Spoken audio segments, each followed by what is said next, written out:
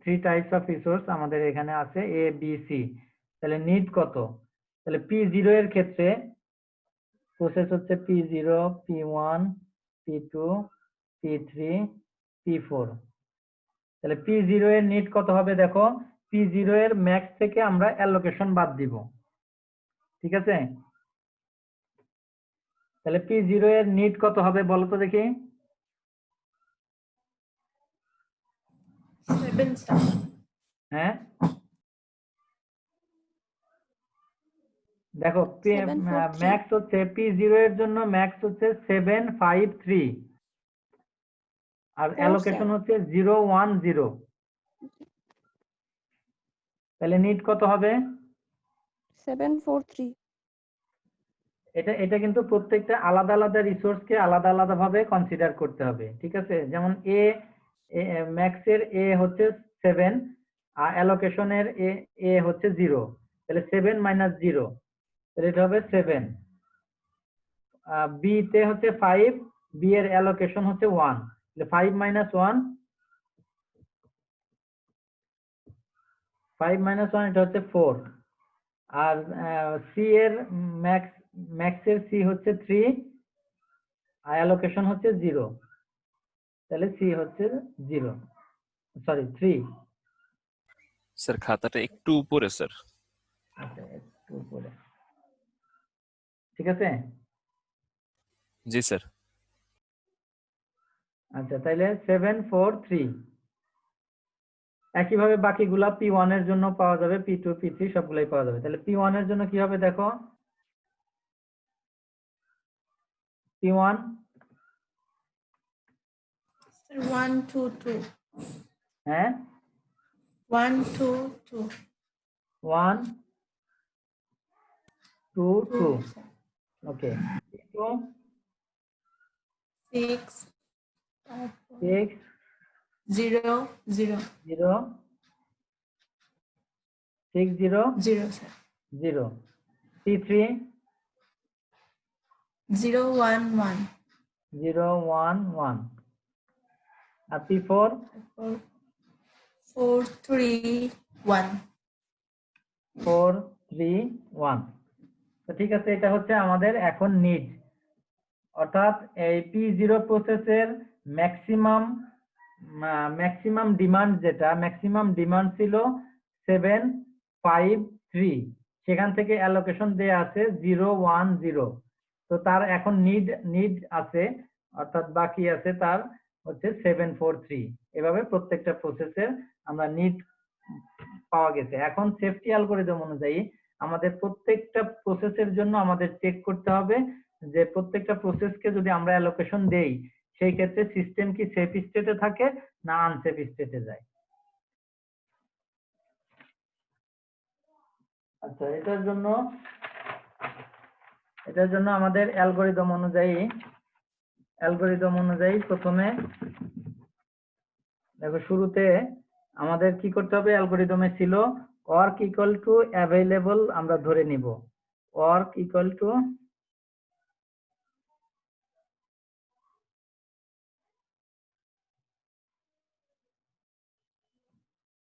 Available হিসেবে এটাকে initialise করব।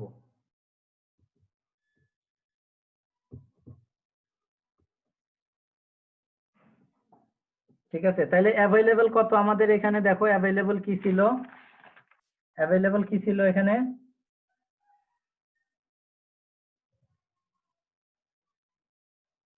3 3 2 স্যার। 332। তাহলে ওয়ার্ক হচ্ছে এখন ওয়ার্কের ভ্যালুটা হচ্ছে কত, ওয়ার্ক হচ্ছে 332। আমরা এখানে লিখলাম না, এটা বোঝাই যাবে যে প্রথমে এ হচ্ছে 3, বি 3 আর সি হচ্ছে 2। এটা হচ্ছে অ্যাভেলেবল, অর্থাৎ অ্যাভেলেবলকে আমরা ওয়ার্ক হিসেবে ইনিশিয়ালাইজ করলাম। এখন শুরুতে আমরা ধরে নিব যে প্রথমে finish I equal to false ধরে নিব, এরপর প্রত্যেকটা প্রসেসের জন্য আমরা এটাকে চেক করব যে তার যে নিড আছে এই নিড অনুযায়ী তাকে অ্যালোকেশন দিলে সিস্টেম সেফ স্টেটে থাকে না আনসেফ স্টেটে যায়। আচ্ছা তো প্রথমে শুরুতে আমরা দেখব P1 প্রসেসের ক্ষেত্রে। P1 প্রসেসের ক্ষেত্রে আমরা প্রথমে দেখব P1 এর জন্য, না সরি, আমাদের এখানে আছে 0 থেকে শুরু। তাহলে P0 প্রসেসের জন্য আমরা যদি প্রথমে দেখি, P0 প্রসেসের আমরা নিড দেখতেছি 743। আমাদের অ্যালগরিদমে ফার্স্ট স্টেপ হচ্ছে ওয়ার্ক ইকুয়াল টু অ্যাভেলেবল কে ইয়া করে নেওয়া। সেকেন্ড স্টেপ হচ্ছে যে নিড কে ওয়ার্কের সাথে কম্পেয়ার করা, need less than or equal work কিনা, এটা কম্পেয়ার করা। তাহলে P0 এর নিড কত দেখো 743। এটাকে কম্পেয়ার করব কার সাথে? 33 ওয়ার্কের সাথে, need less than or equal work কিনা। তাহলে P0 এর নিড হচ্ছে 743, এটা কন্ডিশন চেক করব, ওয়ার্ক হচ্ছে 332।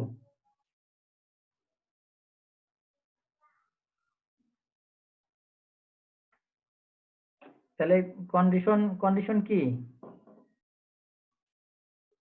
কন্ডিশন কি ট্রু না ফলস?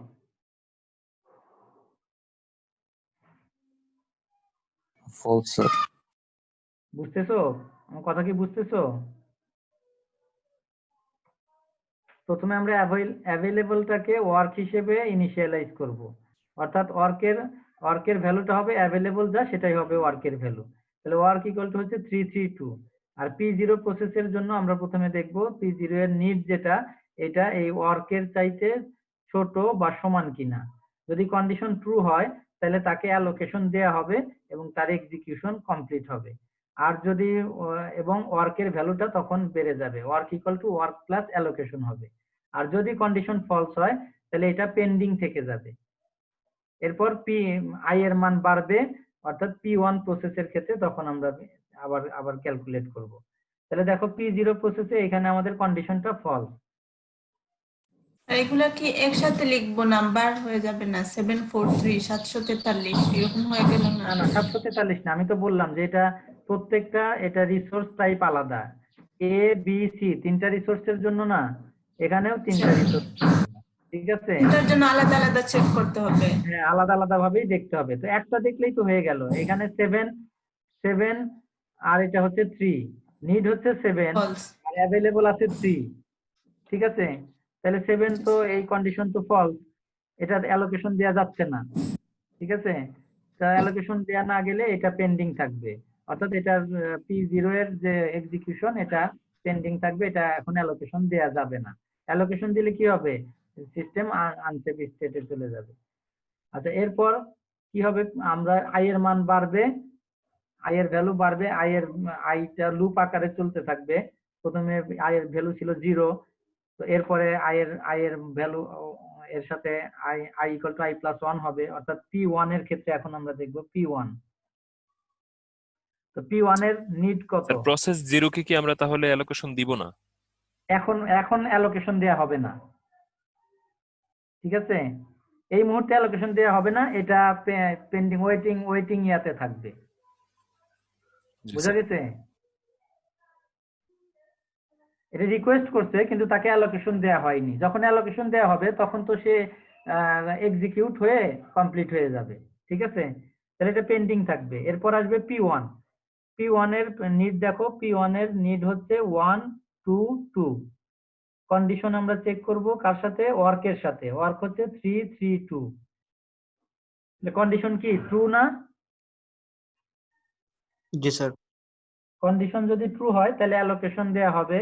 তো অ্যালোকেশন দিলে সে এক্সিকিউট হবে এবং কমপ্লিট হবে, এবং তার যে অ্যালোকেশন আগে যেটা দেয়া ছিল, অ্যালোকেশন দেখো পূর্বে যে অ্যালোকেশন দেয়া ছিল, তো অ্যাভেলেবলে কি হবে? অ্যাভেলেবল ছিল 332। এখন তাকে যদি অ্যালোকেশন দেয়া হয় সেই ক্ষেত্রে তার যে অ্যালোকেশন, সে যে রিসোর্স টাইপ গুলাকে, ইনস্ট্যান্স গুলাকে হোল্ড করেছিল, সেই রিসোর্স গুলা কি হবে? ফ্রি হয়ে যাবে। ফ্রি হয়ে গেলে এই রিসোর্স গুলাও অ্যাভেলেবলের সাথে যোগ হয়ে যাবে।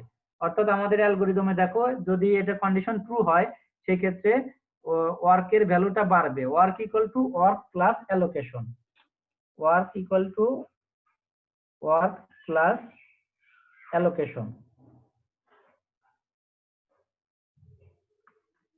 তাহলে এখন P1 কে যদি P1 এর অ্যালোকেশনটা দেওয়া হয় এবং সে কি হবে, তার এক্সিকিউশন হয়ে যাবে এবং সে যে রিসোর্সের ইনস্ট্যান্স গুলাকে হোল্ড করেছিল সেগুলাকে ফ্রি করে দিবে, তাহলে সেগুলা আবার অ্যাভেলেবলের সাথে এসে যোগ হয়ে যাবে।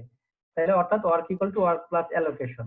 তাহলে P1 এখানে কি হবে, কমপ্লিট হবে এবং ওয়ার্কের ভ্যালুটা এখানে বাড়বে। অর্থাৎ ওয়ার্ক আগে ছিল কত, 332 এর সাথে P1 এর যে অ্যালোকেশন ছিল, দেখো P1 এর অ্যালোকেশন কত ছিল, 200। ঠিক আছে, এই যে এটা খেয়াল করো, এখানে P1 এর অ্যালোকেশন কি ছিল, দেখো 200। তাহলে এই রিসোর্স বা এই ইনস্ট্যান্স গুলাকে সে হোল্ড করেছিল, এখন এইগুলাকে এক্সিকিউট হয়ে যাওয়ার পরে তখন কি হবে, এগুলাকে ফ্রি করে দিবে। তো এই ফ্রি হয়ে যাওয়া মানে কি, অ্যাভেলেবলের সাথে এই ফ্রি ইনস্ট্যান্স গুলা এটার সাথে যোগ হয়ে যাবে। অর্থাৎ work equal to work plus allocation. তাহলে 200 ইকুয়াল টু কি হবে, 532। কি বোঝা গেছে?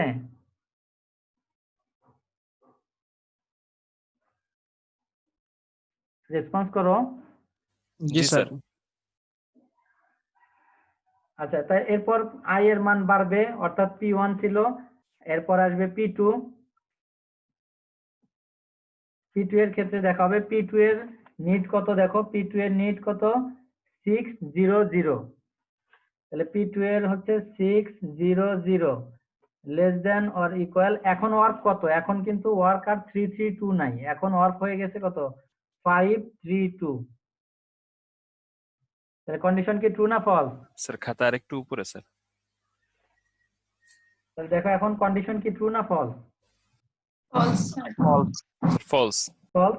তাহলে সেই ক্ষেত্রে P2 ও কি হবে, P2 ও পেন্ডিং থাকবে।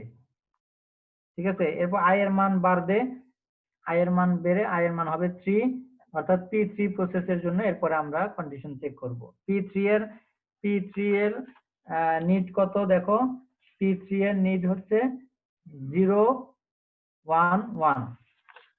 তাহলে 011 less than or equal 532। Condition কি ট্রু, কন্ডিশন ট্রু হইলে অ্যালোকেশন দেয়া হবে। তো এই ক্ষেত্রে P3 এর অ্যালোকেশন কি ছিল, P3 দেখো 211। 1 তাহলে অ্যালোকেশন দেয়া হবে, সেই ক্ষেত্রে ওয়ার্ক বা অ্যাভেলেবলটা বেড়ে যাবে। তাহলে ওয়ার্ক ইকুয়াল টু এখন কি হবে,